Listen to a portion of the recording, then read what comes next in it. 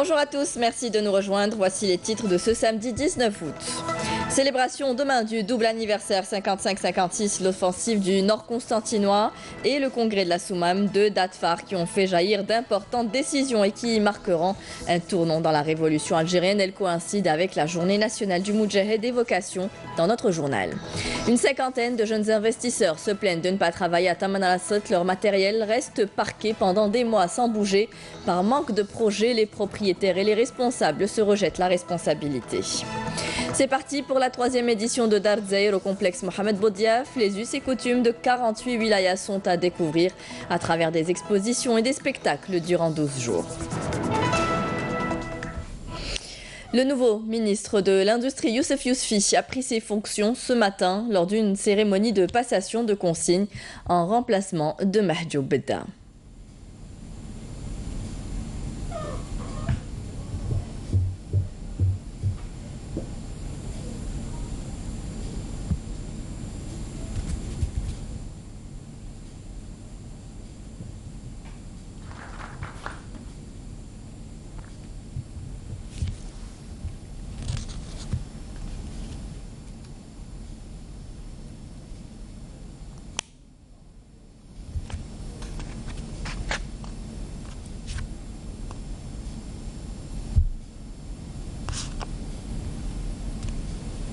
Je vous propose à présent d'écouter la déclaration du nouveau ministre de l'Industrie, Youssef Yousfi. هذا شرف كبير للثقة اللي وضعها فيها فخامة الرئيس الجمهورية لتولي هذا المنصب في هذا القطاع الحساس. قطاع الصناعة والمناجم عنده أهمية هو ركيزة من بين الركائز الأساسية لبناء اقتصاد يكون متنوع وكذلك ليساعد في الخروج تدريجيا من التبعية للمحروقات. نطلب من كل واحدة منكم وكل واحد منكم المساعدة لنوصل مع بعض إلى هذا الهدف وشكرا. Mohamed Ben Meradi, nommé ministre du Commerce à la place de Mohamed Sessi, a lui aussi pris ses fonctions ce matin après la cérémonie de passation de consignes.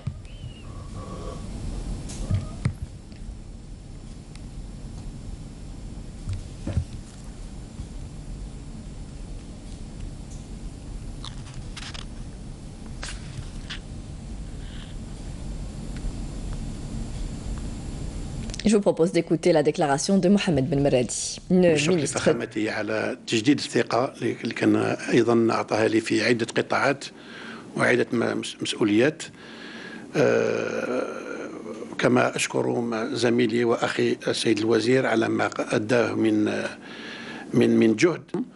إن شاء الله نخدموا مع بعض بارتياح. مرحلة اللي جاية مرحلة مهمة جدا وهي تكييف وتأقلم الاقتصاد مع حاجيات المرحلة. هي مرحلة عادية، كل الدول بنات بنية تحتية، ثم أتت مرحلة وين باش ندخلوا الأسواق العالمية لابد من رفع تنافسية الاقتصاد، لابد من رفع إنتاجية المنتوج الوطني ووفرة المنتوج الوطني. C'était donc la déclaration du ministre du Commerce, Mohamed Ben Meradi, suite à sa prise de fonction ce matin. Je vous le disais en titre, nous sommes à la veille de la célébration de deux dates phares de notre histoire, l'offensive du Nord constantinois du 20 août 55 et le congrès de la Soumam tenu un an plus tard, en 1956. C'est à partir de là que des décisions majeures ont été prises pour organiser l'armée et la société civile dans la reconquête de notre pays. Un double anniversaire qui coïncide également avec la journée nationale du Moudjahed. C'est l'occasion pour nous de nous rappeler la lutte acharnée de nos valeureux combattants pour une Algérie libre et indépendante. Évocation avec Nejma Haj.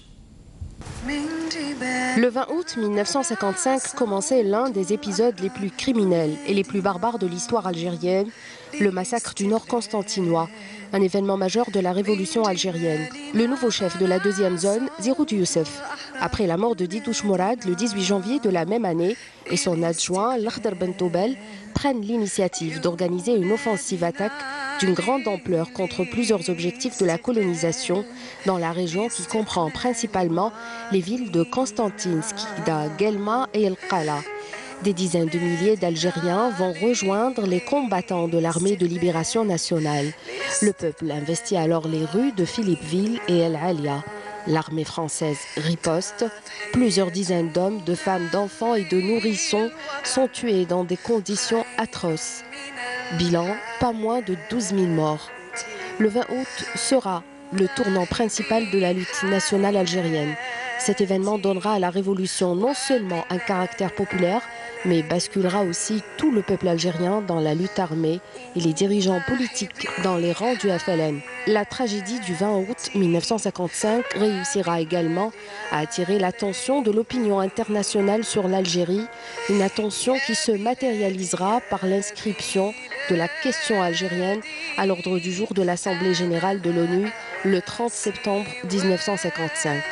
À partir de cette date, la révolution prendra véritablement son envol. Elle sera structurée un an plus tard lors du congrès de la Soumam, le 20 août 1956. Organisé dans la commune d'Irbel à Ifri, à Béjaïa, par Abban Hamdan et présidé par l'Arbi Ben Mhidi. C'est un jour historique de la révolution algérienne et déterminant pour sa réussite. La charte adoptée à son issue a doté la révolution des structures qui lui manquaient. Division de l'Algérie en 6 wilayas ou état-major et consacré le FLN comme seul représentant du peuple algérien. L'armée de libération nationale est devenue une armée quasi régulière aux compétences bien définies. Principale revendication, reconnaître le droit à l'indépendance du peuple algérien conformément à la déclaration du 1er novembre 1954. La plateforme dictait l'organisation de la lutte nationale pour détruire le régime anarchique de la colonisation et la renaissance d'un État algérien sous la forme d'une république démocratique et sociale.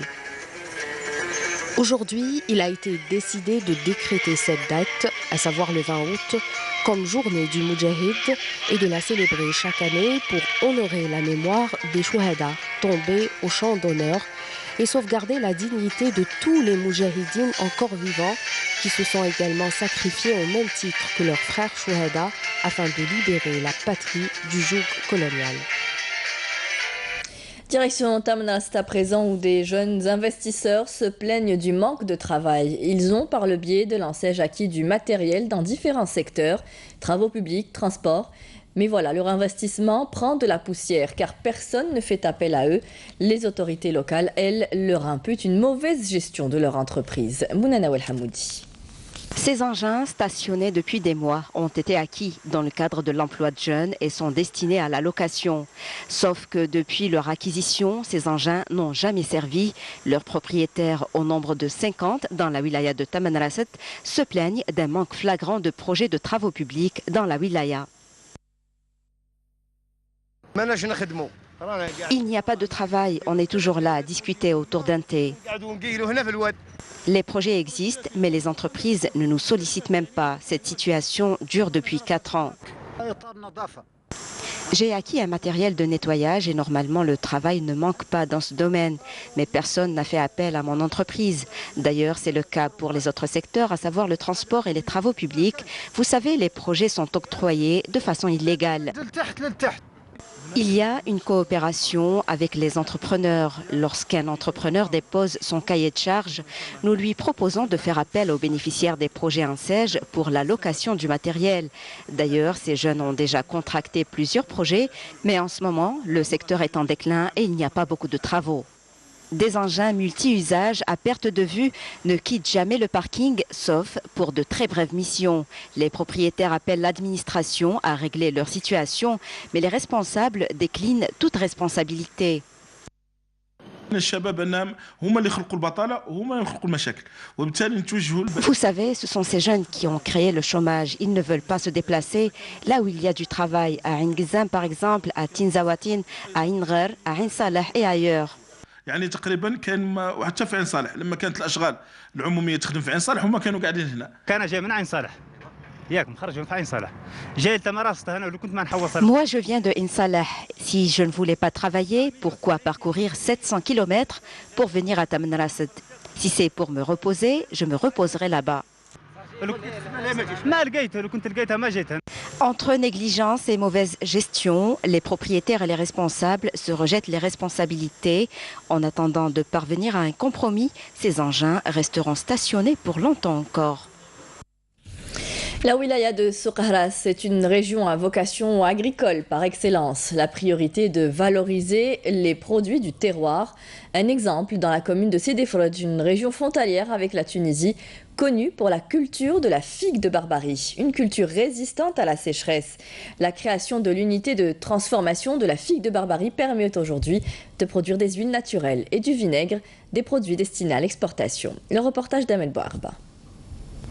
Nous sommes à Souk Ahras, dans la commune de Sidi Frodj, une zone frontalière avec la Tunisie, qui était considérée comme l'une des communes les plus pauvres d'Algérie. Dans cette région très pauvre en eau, la seule culture adaptée au sol est quasiment la figue de Barbarie. Cette région était très pauvre et défavorisée. La culture de la figue de Barbarie a été salutaire pour nous, d'autant qu'on manque cruellement d'eau. Ici, les vergers de figues de Barbarie s'étendent sur des centaines d'hectares, un produit du terroir dont la valorisation et la transformation représentent une source de développement durable pour cette région défavorisée. L'exemple ici, dans cette unité de transformation de la figue de Barbarie, dans la zone d'activité de Sidi Frodj. La région est connue pour cette culture très résistante à la sécheresse qui ne nécessite rien du tout. Et c'est une plante qui a prouvé ses valeurs, sa richesse. On obtient l'huile végétale le plus chère au monde, qui coûte jusqu'à 1 000 € le litre. On obtient d'autres produits comme le vinaigre, on peut utiliser toutes les parties de la plante, comme la fleur en plante médicinale, les raquettes. La plupart de ces produits sont destinés à l'exportation. On vient d'obtenir un certificat bio, c'est Écossaire. Donc le produit de la figue de Barbarie de la région, on peut le commercialiser en Europe et aussi en Amérique. Nous avons un partenariat pour le développement avec l'État de Mexique, avec l'ambassadeur qui est venu l'année dernière ici. Il y aura d'ici le mois de septembre une signature d'un accord de partenariat entre les Mexicains pour développer cette culture dans la région, surtout que c'est une région stépique, très pauvre en eau. Notre coopérative a été créée dans l'objectif d'investir dans la transformation de la figue de Barbarie, très abondante ici, et d'exploiter cette plante très riche. Nous achetons la figue de Barbarie auprès des agriculteurs pour sa transformation, notamment en huile naturelle. Nous avons obtenu cette année environ 400 litres et aussi, comme première expérience, nous avons produit 5000 litres de vinaigre de figue de Barbarie, 100% naturel. On lance un appel aux investisseurs, soit locaux ou bien étrangers, de venir à Souk Ahras. Ils trouveront toutes les facilitations. Ils peuvent investir dans tous les domaines, soit dans les céréales, ou bien des légumes secs, ou bien de l'arboriculture. Surtout aussi, Souk Ahras a connu, durant les 2 dernières années, une création d'un périmètre important qui allait jusqu'à 1400 hectares de cerises à la commune de Ledris. Aussi, plus de la zone d'activité de Sidi Frodj, il y a aussi notre zone Amda Orouch. La culture de la figue de Barbarie, un investissement peu coûteux, créateur de richesses et d'emplois, pour une population qui n'aspire qu'à une chose, un développement durable. Dans le cadre de la lutte antiterroriste et en continuité de l'opération ayant permis d'éliminer un dangereux terroriste près de Douar, Silmehdi El-Khdaria, dans la wilaya de Bouira, un détachement de l'ANP a abattu ce matin dans la même zone un deuxième terroriste et récupéré un pistolet mitrailleur de type Kalachnikov, une grenade, 4 chargeurs et des téléphones portables. L'opération est toujours en cours. Dans l'actualité internationale, la police espagnole poursuivait ce matin la traque d'un des derniers membres encore en fuite de la cellule qui a commis les attentats de Barcelone et de Cambrils, tandis que le gouvernement doit décider s'il élève à son maximum le niveau d'alerte terroriste. Recherché par toutes les polices du pays, Younes Ebou Yacoub, un Marocain de 22 ans, dont la photo a été diffusée, il pourrait s'agir, selon les médias espagnols, du conducteur de la camionnette qui a fauché jeudi les passants sur Las Ramblas. En Finlande, l'homme qui a poignardé à mort 2 personnes hier vendredi à Turku dans le sud-ouest de la Finlande est un Marocain de 18 ans, a annoncé la police qui a ouvert une enquête pour terrorisme. L'homme avait poignardé à mort 2 personnes. Le bilan des blessés a été revu à la hausse, passant de 6 à 8, dont 3 actuellement hospitalisés en soins intensifs. Et on apprend ce matin encore qu'un homme a poignardé au moins 7 personnes en pleine rue à Surgut en Sibérie avant d'être abattu par la police qui a annoncé ne pas privilégier la piste de l'attentat terroriste. Retour en Algérie, le tapis d'Eit Hichem à l'honneur dans la commune d'Eit Yahya, dans la daïra de Ain el-Hammam à Tizi Ouzou, un véritable patrimoine matériel que les tisseuses de la région tentent de préserver tant bien que mal, un produit et un travail que seul ce village a su sauvegarder. Aujourd'hui, les gardiennes de ce métier ancestral appellent à sa préservation. Bédéa Mardi. Je lance un appel à toutes les filles qui n'ont pas été à l'école ou qui ne travaillent pas de s'intéresser davantage au tissage. C'est un métier en or, un métier à perpétuer. C'est là un appel de cœur que lance cette tisseuse pour préserver ce métier ancestral. Le tapis d'Eit Hichem qui a franchi les frontières. Ce tapis connu en Algérie et même ailleurs a résisté face à la concurrence des tapis industriels grâce à ses gardiennes des traditions. Le tissage nous a aidés à subvenir aux besoins de nos familles, à élever nos enfants, à préparer le trousseau de nos filles. Je souhaite que ce métier soit préservé. Nous avons hérité ce métier de nos aînés qui nous ont beaucoup appris. Nous tissons à la maison, nous avons aidé nos familles grâce à ce métier artisanal. La fête du tapis d'Eit Hichem, une occasion aux artisans et artisanes de poser leurs préoccupations et de montrer leur savoir-faire dans le tissage. Un métier qui risque de disparaître si la nouvelle génération ne prend pas le relais. Nous remercions ces femmes pour le travail qu'elles font et la création de leur association. Nous sommes à leur côté. L'association va attirer beaucoup de touristes à visiter la région d'Eit Yahya, etc. Donc c'est une exposition et dans de bonnes conditions. On lance un appel à tous les visiteurs. Le tapis, le bijou, on a fait avec le moyen. Ce qui nous intéresse, c'est que cette fête revient. Alhamdoulilah, cette fête rahi oulat. Et pourvu que ça continue comme ça pour les prochains jours. Cette fête du tapis est un espace d'échange entre les tisseuses de la région qui veulent faire connaître les beaux tapis façonnés par leurs propres mains. Des merveilles à voir vraiment. Revenons à la capitale où le coup d'envoi de la manifestation d'Arzaïr a été donné hier soir au complexe Mohamed Boudiaf. Elle en est à sa 3e édition. Vous pourrez y découvrir les us et coutumes des 48 wilayas du pays. Art, culture, artisanat. 4 tableaux seront présentés chaque soir. Sihem Kenouch. C'était hier soir au complexe du 5 juillet où le coup d'envoi de la 3e édition de la manifestation d'Arzaïr a été donné par Monsieur le ministre de la Jeunesse et des Sports, El Hadi Oueldahli, en la présence de ses collègues, le ministre de la Culture et Madame la ministre de l'Environnement.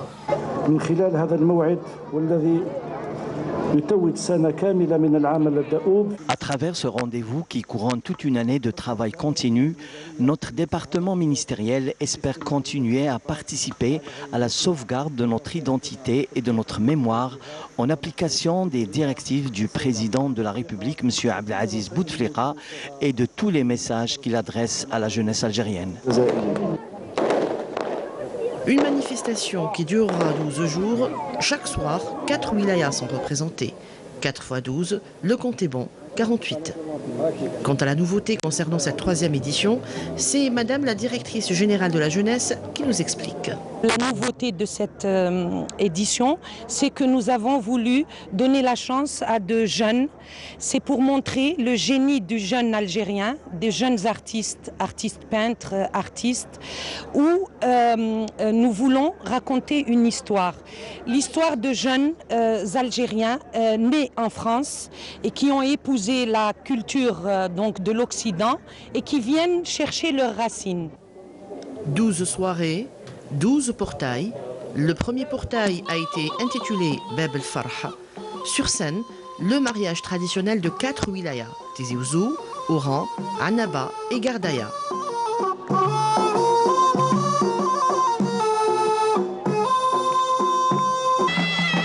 Les wilaya bien présente, chacune fière de ses us et coutumes.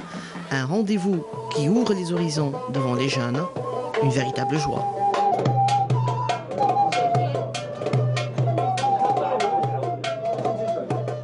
Et vous avez donc le temps jusqu'à la fin du mois pour découvrir toutes nos traditions. On terminera ce journal avec du sport. Football, la sélection nationale de football composée de joueurs locaux s'est faite éliminer aux qualifications du championnat d'Afrique des Nations 2018 en faisant match nul hier au stade Taïeb Mehri de Sfax en Tunisie face à son homologue libyenne, un but partout dans le cadre du dernier tour qualificatif, match retour. Lors du match aller disputé au stade Shahid Hamlaoui de Constantine, les Algériens s'étaient inclinés à la surprise générale 1-2. Un échec pour le sélectionneur national espagnol Lucas Algaraz qui conduisait également cette équipe. C'est la fin de ce journal. Merci à vous tous de nous avoir prêté attention. Dans un instant, vous retrouverez Amel Laribi pour la météo. Ce soir, rendez-vous avec Fla Braz pour le journal de 19h. Très bonne journée à tous. Au revoir.